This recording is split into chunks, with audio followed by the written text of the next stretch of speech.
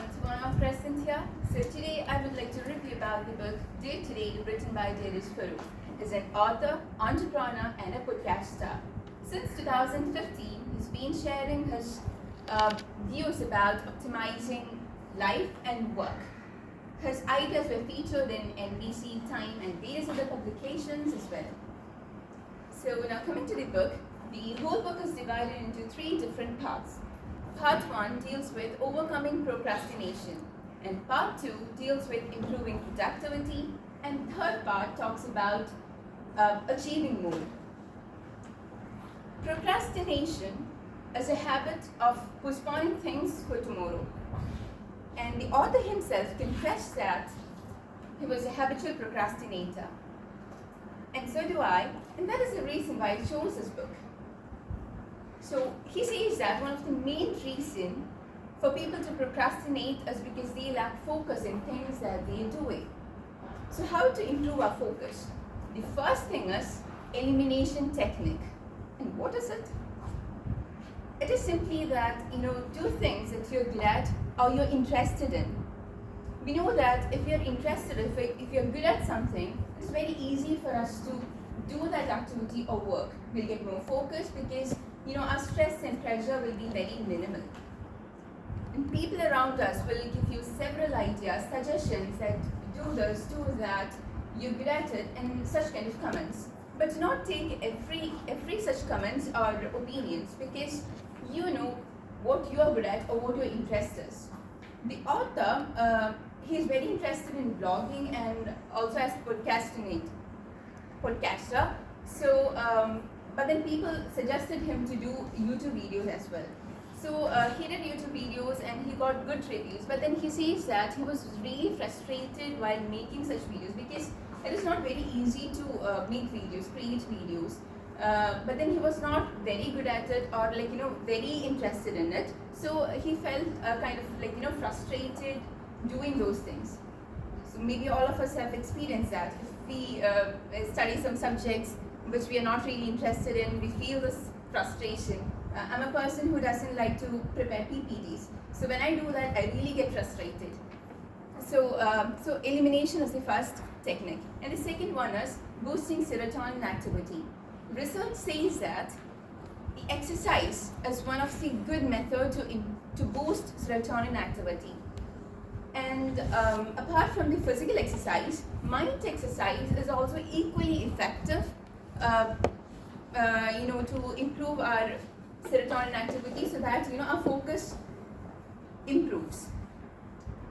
So what is this mind exercise?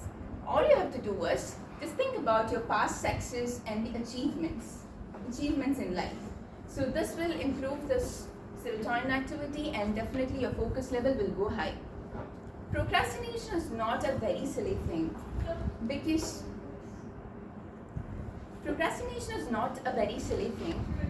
because some researchers say that they compare it with alcohol and even drug abuse. So if we take it very lightly or if we prolong that, it will be highly dangerous. So we really need to control it. So how do we do that? The first step to overcome procrastination is to self-imposed deadlines. What are self-imposed deadlines? Like whatever activity or work that we're doing, we should impose our own deadlines.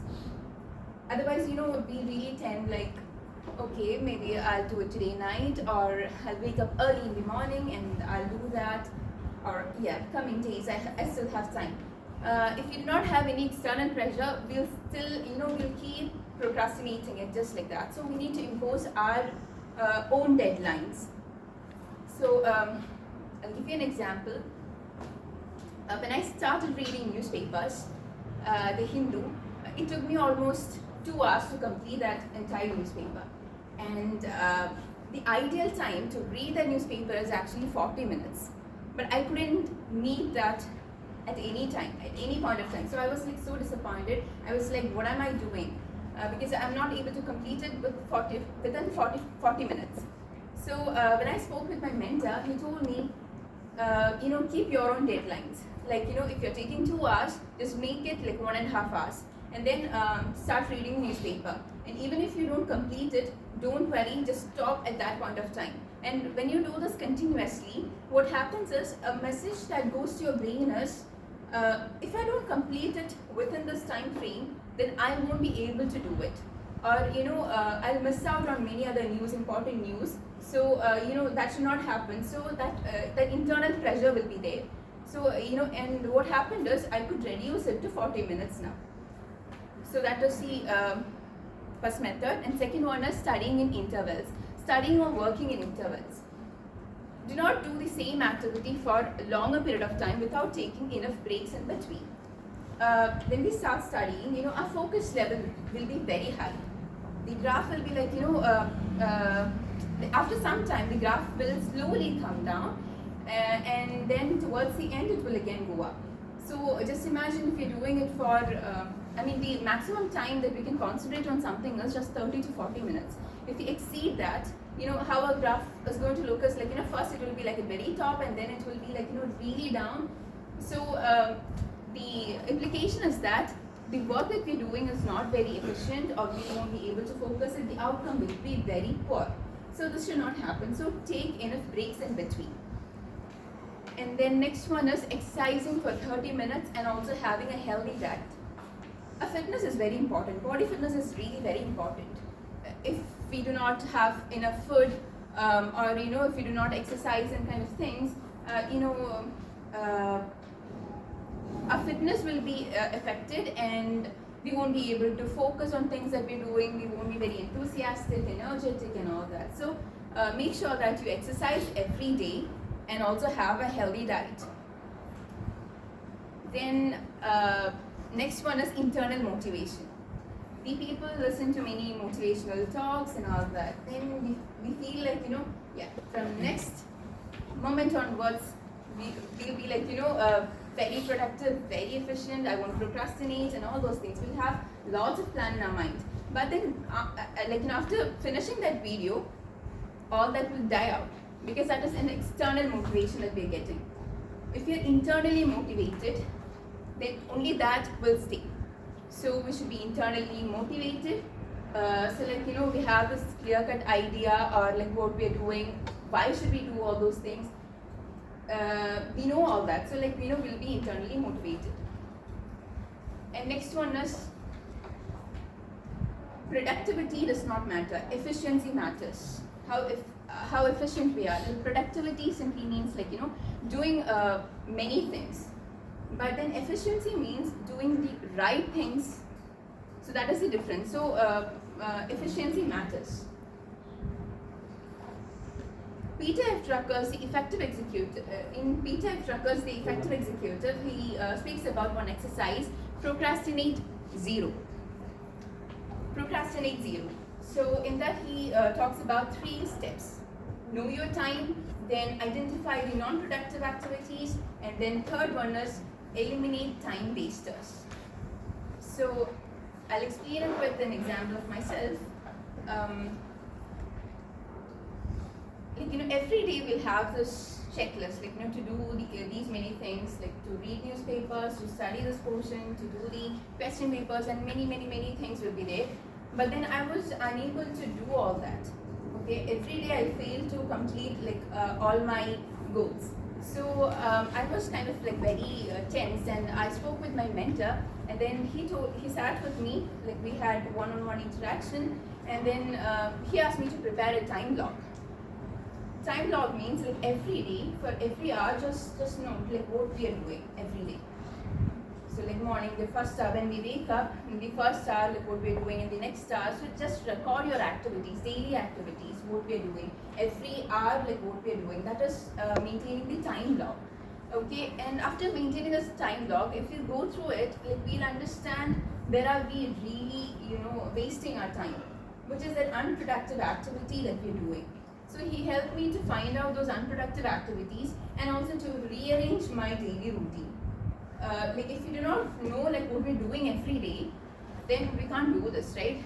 Because unknowingly we'll be spending our time unnecessarily or wasting on some non-productive activities, and we won't even know.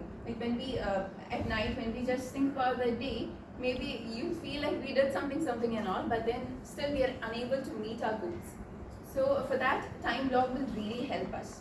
And then after identifying those non-productive activities, the next step is to eliminate them. Then you can adjust your time and then work efficiently so that you work on procrastination. And the next one is 30-minute evening ritual. Morning is a time when, like, you know, we are really productive. We can really productive and do, like, we'll be very efficient and all. So like evening time, you can use like 30 minutes. You can use it like first thing as journal the day. Okay, just record like what you have did the entire day, and then journal the day. So like, you know, you understand what have you done, what have you like, did you meet all your goals, or like, you know, all the engagements that you had, did you all meet those things? We can understand that. And the next thing is review for tomorrow. Like for the next day, what all things we should do, what all engagements we have, so that we don't miss out on anything for the next day. And then the next 5 minutes you can spend it for, like, you know, preparing your outfits, like the arrangements for the next day. We need not spend a morning time for all that, so do it in the previous day itself, so that you're like very fresh, and then you can use that time very effectively on productive activities. And the final step is to visualize. Visualize the next day, like how it should be. Then like, that is like, you know, a planning stage. Visualizing the day. So like, you know, immediately when you wake up, you know what to do for the next day, what are things you have, so that you don't spend your time unnecessarily on unproductive activities. If you do not have any such idea, you just wake up and you do your daily routine or something and all, and then later on you will realize, okay, you had this thing but then you missed out. Then later on, if you check, maybe you won't have time to do all that. So this should not happen. So visualize your next day. That will really help you. And then second part is improving productivity. Some researchers see what they did is see you know, locked individuals in different rooms, and then they conducted a research. Like in the first case, they kept mobile phones on their desk, and then second case they kept mobile phones in that individual's pocket. And then the third case, they kept it on the inside their drawer, and then the fourth case, they kept it outside their room. So you know what happened when the mobile phone is on their desk. That is when they are, like, you know, least focused or least effective, because you know we'll have this tendency of taking our phone and looking at it, and you simply waste your time just like that. And when the mobile phones were kept outside, we were able to focus on what we're doing, and they were more efficient in their works that they did. So, so usage of smartphones. I mean, this really works, because in my college days, the final semester, last 2 months, we had this exam marathon because of COVID-19. We couldn't. We didn't have our exams properly. Correct time. So like, you know, from second sem or third sem onwards, like all our exams were pending, and we had to write it in the last 2 months. We had to write all those sem exams. So because of online classes, it is obvious that we had no connection with our textbooks. We didn't know like what the portion is. So we don't feel like reading it because we haven't seen this textbook. So lack of focus is there. Understanding is also a bit difficult. So what I did is, I turned off my mobile data till the exams got over, and only after that I turned on the mobile data and checked those notifications. What was it? The thing is, like, you know, when notifications come, like, we have this tendency of checking those messages. Okay, what is it about? And obviously during the exam times, we'll find, like, the channels that we subscribe, they'll be uploading new videos, and we'll be so excited and so interested, and then we'll feel like, scrolling and then watching those videos. So but then when I did this, it was like all fine. I had so much of time to study, and I did not waste my time so much. So that was very I felt it very effective. Maybe like you can also try out. Then he suggests to read books. Reading books is a very good activity. Maybe like, what things that we read, maybe we are unable to use it, everything in our life, but then at some point of time this will definitely be useful.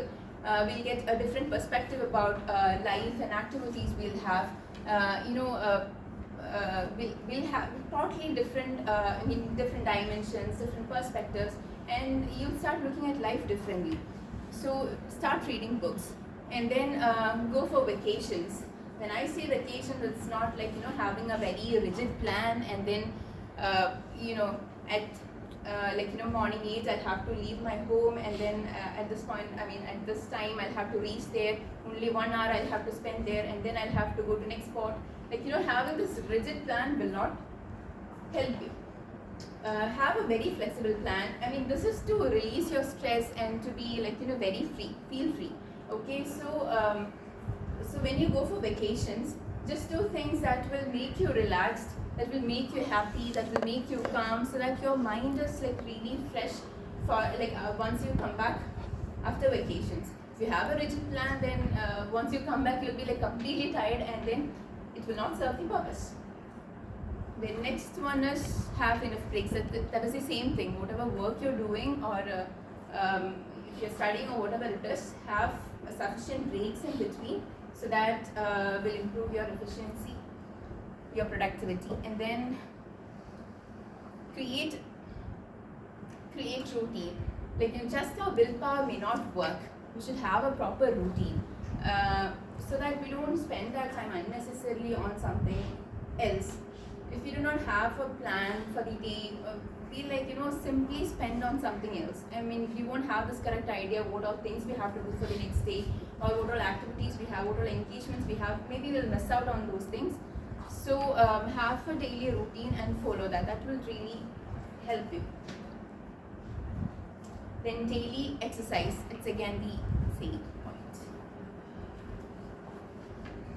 The final one is achieving more. So leave your office on time and do not drag your office to home. So when you drag your office to home, what happens is your family time will be reduced, and then again in home also you won't have a very peaceful atmosphere, because there will be again stress and pressure from the family and kind of thing. So it's better you leave your, when you're working, just work, and then once you're done with your work, then just be free and do your other activities. Do not engage in office works again after. And then consistency is also very important. When I'm doing some work continuously, and then for a few days if I'm doing one work, and if I take a break in between, one day if I take break, and then next day it's very difficult for me to restart it again. So again, my mentor used to tell me, whatever you have, even if you have just 5 minutes or 10 minutes, just do that activity. Even if you do not complete, or it's okay. But then if you make sure that you do, very little at least in a day, then you're ensuring that you're consistent in doing your work. So that will also help in achieving more. Consistency is very important. Now the final thing is get out of your comfort zone. When I say get out of your comfort zone, it's not just a sudden change from what you are to another level, but then slowly, step by step, you can get out of your comfort zone so that you can achieve more. So that's it about the book. So I would highly recommend all of you to read this book, especially for people who procrastinate or people who want to achieve more in life. This will be a very good guide for you. So that's it. Thank you.